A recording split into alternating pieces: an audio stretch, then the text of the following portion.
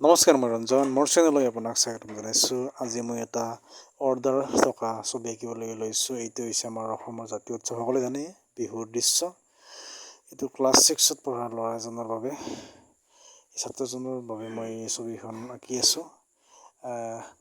যাই হওক, ভিডিঅ'টি ভাল লাগিলে লাইক কমেণ্ট শ্বেয়াৰ কৰিব। যদি এতিয়ালৈকে কোনোবা ছাবস্ক্ৰাইব কৰিবলৈ বাকী আছে, নিশ্চয় চেনেলটি ছাবস্ক্ৰাইব কৰি ল'ব আৰু প্লিজ ভিডিঅ'টি শেষলৈকে চাই থাকিব।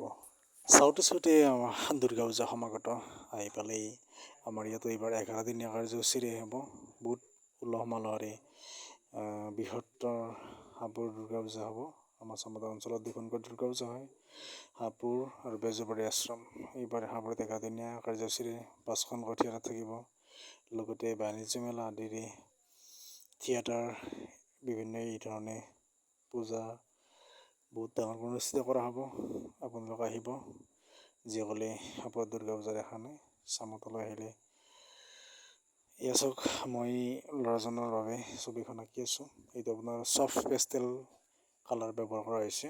ছফ্ট পেষ্টেলটো এইটো বিশেষকৈ আৰ্টিষ্ট কালাৰ হয়। আৰ্টিষ্ট ষ্টুডেণ্টবিলাকে খুব কমকৈ ব্যৱহাৰ কৰা দেখা যায়।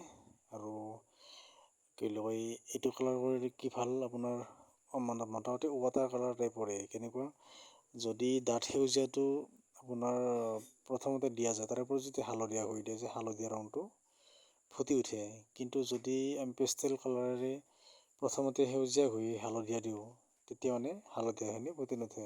কিন্তু এই ৱাটাৰ কালাৰৰ দৰে, ৱাটাৰ কালাৰত এই ধৰণে প্ৰথমতে বেকগ্ৰাউণ্ড অলপ ডাৰ্ক কালাৰ দিলেও বা পিছত লাইট কালাৰ দিলে হয়তো ফুটি উঠে। সেইকাৰণে ছফ্ট পেষ্টেলটি বহুতেই ভাল, আৰু এইটো ৰংটো কৰি বহুতেই ভাল লাগে। আৰু ছবিখনো সুন্দৰ হয়, একদম এক্ৰিলিক কালাৰ টাইপৰে হয়। ছফ্ট পেষ্টেল বুলি ক'ব নোৱাৰি, ধুনীয়া হয়। চাই চাওক ভিডিঅ'টি। এয়া মই আজি বিহুৰ দৃশ্য আঁকিছোঁ। বহুত দিন তেনেকুৱা ধৰণৰ ভিডিঅ' দিবৰ কাৰণে, ছবিৰ ভিডিঅ' মাজে মাজে দিছোঁ যদিও, আৰু কাৰণ এইবিলাক ছবিৰ ভিডিঅ' বনাওঁতে বহুত সময় লাগে। সময় উলিয়াই কেতিয়াবা কৰোঁ বাৰু, কিন্তু এনেই যি ধৰণে ছবি আঁকিব লাগিছিল সেইধৰণে পৰা নাই। তাৰ বাবে বহুত দুখিত। যাই হওক, যদি সময় উলিয়াই মিলে নিশ্চয় বিভিন্ন ধৰণৰ, মই বিশেষকৈ মই ইয়াত যিবিলাক ছবি দিছোঁ মোৰ চেনেলটিত, ইয়াতে বিশেষকৈ ষ্টুডেণ্টৰ বাবে দিছোঁ, আৰু বিশেষকৈ প্ৰায় সৰু ল'ৰা ছোৱালীৰ কাৰণে দিয়া হৈছে। কিন্তু ডাঙৰৰ কাৰণে খুব কমেই ছবি আঁকিছোঁ। কিন্তু এতিয়া মই চেষ্টা কৰিম বাৰু, ভাল 3D ড্ৰয়িং হওক, ভাল একদম বৰ ৰিয়েলিষ্টিক, হাইপাৰ ৰিয়েলিষ্টিক এই ধৰণৰ চেষ্টা কৰিম। প্লিজ ভিডিঅ'সমূহ চাব, এই ধৰণৰ ছবিৰ ভিডিঅ'সমূহ ছাত্ৰ ছাত্ৰীসকলে চাবা। তোমালোকে কিবা কমেণ্ট কৰিবা। যিখন পেপাৰ লৈছোঁ, আৰ্ট পেপাৰ, এইখন A3 চাইজ হয়। A3 চাইজত আপোনাৰ 42 চেণ্টিমিটাৰ আৰু 29.7 চেণ্টিমিটাৰ থাকে, বহলে বুটলে, দীঘলে বুটলে। এই ধৰণে মই সিমান জোখত A3 চাইজত আঁকিছোঁ। চাই থাকক ভিডিঅ'সমূহ, আৰু মোৰ যিবিলাক ভ্লগিং ভিডিঅ' আছে সকলোখিনি চাব। ভিডিঅ'সমূহ যিমান আছে প্ৰথমৰ পৰা একদম শেষলৈকে আৰম্ভণিৰ ভিডিঅ'সমূহ চাবচোন।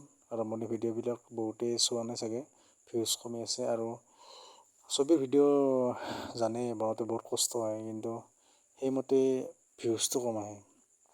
এইটো ভিডিঅ' বনাওঁতে মোৰ বহুত সময় গৈছে, তথাপিও তাৰ মাজেদি মই চেষ্টা কৰিছোঁ বাৰু। কিন্তু কামো হাতত থাকে, বেলেগ বেলেগ কামতো থাকিব লাগে। সেইকাৰণে চাই থাকক ভিডিঅ'টি শেষলৈকে। ধন্যবাদ।